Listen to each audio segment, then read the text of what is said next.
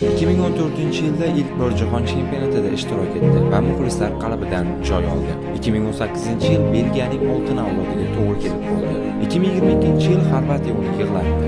Ushbu mundialda esa bitta ham o'yin asosiy tarkibda boshlanadi. Neymar so'nggi Jahon chempionatidagi so'nggi golni urib, barcha bilan xayrlashmoqda.